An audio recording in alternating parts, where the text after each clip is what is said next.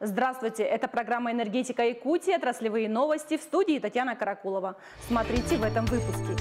В Якутске обсудили развитие энергетического комплекса. В столице региона наступил сезон масштабных ремонтных работ. Энергия солнца помогает экономить топливо. В Якутске обсудили развитие энергетического комплекса республики. Совещание провел заместитель председателя правительства России, полномочный представитель президента Российской Федерации в Дальневосточном федеральном округе Юрий Трутнев. Энергообеспечение в любом регионе играет очень важную роль, но в Якутии это условие безопасности региона, отметил вице-премьер. Поэтому важно понять, что необходимо сделать, чтобы количество технологических нарушений уменьшилось. Со стороны предприятий Русгидро такая работа проводится на постоянной основе. Строятся и расширяются станции, повышается надежность электросетевого комплекса. Обсуждался вопрос дальнейших мероприятий по повышению надежности электросетевого комплекса, особенно распределительного сетевого комплекса. А также рассматривается вопрос о возможности газификации Нерюнгринской ГРЭС, как новые станции, которые планируются к строительству, так и существующие станции, которые работают на угле. Поэтому договорились совместно с регионом, мы разработаем перечень мероприятий, и в течение 2 недель мы сообщим об этих мероприятиях правительства с целью дальнейшего уже запуска и реализации данных программ. Топ-менеджер Русгидро Роман Бердников осмотрел ход реализации крупного инвестиционного проекта модернизации и развития российских мощностей создания речного флота для внутренних водных путей. Для этого сейчас ведутся работы по технологическому присоединению строящейся Жатайской судоверфи. Генеральный директор Якутскэнерго Алексей Стручков и Роман Бердников провели рабочее совещание на площадке строительства будущей подстанции. Якутскэнерго должны построить двухцепную линию 110 кВ, трансформаторную подстанцию с максимальной мощностью 2 по 10 МВА и сеть электроснабжения классом напряжения 6 кВ. В настоящий момент Якутскэнерго полностью обеспечена оборудованным материалом, заключен договор на строительно-монтажные работы. Срок выполнения обязательств – 2023 год. Комитет Государственной Думы по энергетике обсудил законодательное обеспечение развития энергетики в изолированных районах. Выездной круглый стол прошел в Якутске. Мероприятие открыл глава Якутии Айсен Николаев. Было отмечено, что в регионе поддерживают приоритетное использование альтернативных источников энергии. В свою очередь, председатель Комитета Госдумы по энергетике Павел Завальный отметил, что место проведения мероприятия выбрано не случайно. Ведь в Якутии зона действия автономной энергетики охватывает площадь более 2 миллионов квадратных километров. А это высокие производственные издержки и себестоимость электроэнергии.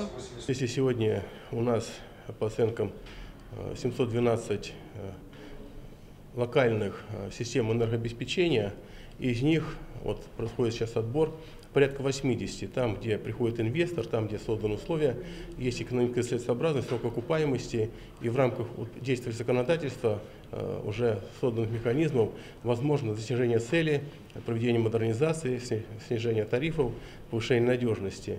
А где остальные, там экономика, видно, не работает. И без мер господдержки, как на региональном федеральном уровне, мы не сможем привлечь инвесторов, создать условия для этой модернизации, даже при наличии технологий. Участники круглого стола высоко оценили потенциал ветровой и солнечной генерации и отметили, что дальнейшее развитие отрасли должно быть основано на стимулировании промышленного производства отечественного энергооборудования. Также Комитет Госдумы подготовил ряд рекомендаций в адрес правительства России, в том числе субсидирование затрат. В Якутске проведена масштабная реконструкция анкерной опоры. Она наклонилась из-за выдавливания свай вечной мерзлотой. Специалистам понадобилось 2 дня, чтобы ее выровнять. По всей Якутии начался сезон энергоремонтов. О том, что планируют сделать в столице региона, в материале Дмитрия Макарова. При помощи мощного домкрата угол многотонной анкерной опоры податливо поднимается. Сантиметр за сантиметром конструкция возвращается в горизонтальное положение. Для фиксации подкладываются пластины и скрепляются сваркой с антикоррозийным покрытием. И так со всех 4 углов.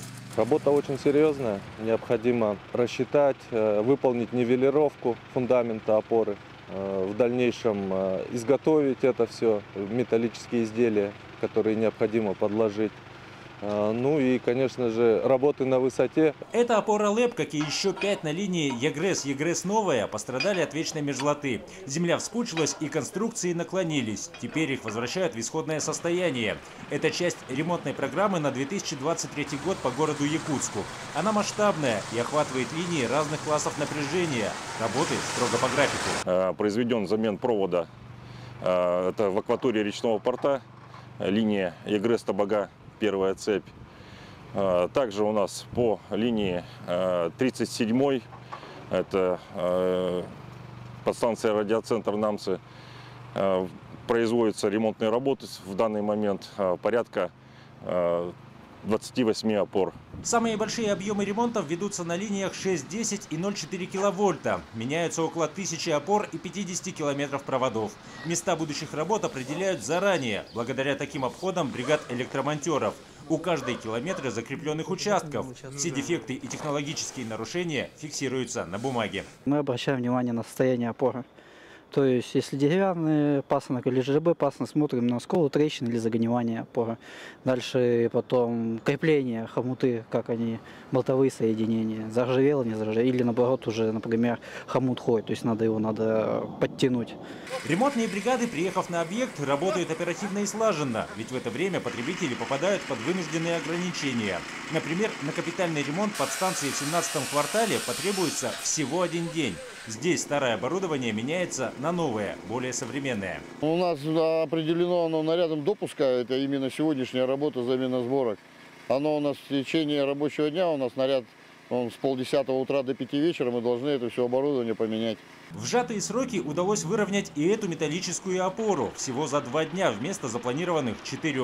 В ноябре осталось сделать стабилизацию грунтов, и тогда она простоит еще не 1 год, обеспечивая надежность. Впрочем, такой результат достигается на каждом участке, где ведутся работы. А это значит, что вероятность технологических нарушений сведена к минимуму. На каскаде Вилюйский ГЭС выведен в капитальный ремонт 4-й гидроагрегат. Это один из 8 расположенных в машинном зале ГЭС-1. Оборудование было введено в работу в 60-70-х годах прошлого века и требует к себе повышенного внимания. Ежегодно в целях продления срока безопасности и надежной эксплуатации проводится капитальный ремонт одного агрегата. В Сахаэнерго запустили сервис онлайн-оплаты через сайт энергокомпании. Теперь жители 23 улусов, входящих в зону обслуживания предприятия, могут дистанционно пользоваться широким перечнем услуг. Например, передать показания приборов учета и своевременно проводить оплату за электроэнергию и тепло. Также можно подать заявку на технологическое присоединение. Где-то год мы шли к этому, прорабатывали для того, чтобы все-таки сделать этот сервис более, скажем, приемлемым для наших потребителей и, соответственно, чтобы он все-таки был комфортный. На сегодня за неделю уже зарегистрировано 32 потребителя в этом личном кабинете. И на сегодняшний день уже активно идет работа, также идет и платежи, соответственно, уже там. Личный кабинет Сахаэнерго полезен и для юридических лиц. Им доступны функции по отслеживанию задолженностей, скачиванию счетов для оплаты. Также здесь можно отслеживать истории взаиморасчетов. Для быстрого перехода на сайт можно воспользоваться QR-кодом. С наступлением длинных солнечных дней двигатели дизельных электростанций стали чаще останавливаться. Энергии солнца вполне хватает, чтобы обеспечить потребителей бесперебойной качественной энергией. При этом в машинных залах гибридных станций непривычная тишина, что, безусловно, нравится коллективам таких энергообъектов. Очень нравится, расход уменьшился, топлива в разы. В какой момент станции нужно снова перейти с солнечной генерации на дизельную, решает автоматика. Это происходит, как только снижается солнечная активность и начинают разряжаться аккумуляторы. Сегодня только в Момском районе работает 4 подобных объекта, и с каждым годом их число увеличивается. Участники молодежного объединения «Энергия» подняли знамя победы. Это традиционное мероприятие прошло на площадке Якутской ГРЭС-2. Поднятие копии штурмового флага 150-й ордена Кутузова второй степени Идритской стрелковой дивизии дало старт мероприятиям Якутскэнерго, посвященным 78-й годовщине победы в Великой Отечественной войне. Участниками сегодняшнего мероприятия являются члены молодежного объединения, которые расположены, наши объекты, на территории города Якутска. Это первое знаковое мероприятие такого масштаба, связанное с поднятием флага. Ранее Якутская ГРЭС самостоятельно поднимали флаги. В этом году нас пригласили как участники, чему мы с большой радостью приняли участие. Поднятое знамя является символом победы и несломленного духа советского народа. Теперь оно реет на видном месте с самой высокой точки города Якутска. На сегодня это все новости. Спасибо, что вместе с нами следите за новостями энергетиков. Всего доброго и до встречи в следующих выпусках программы «Энергетика Якутии».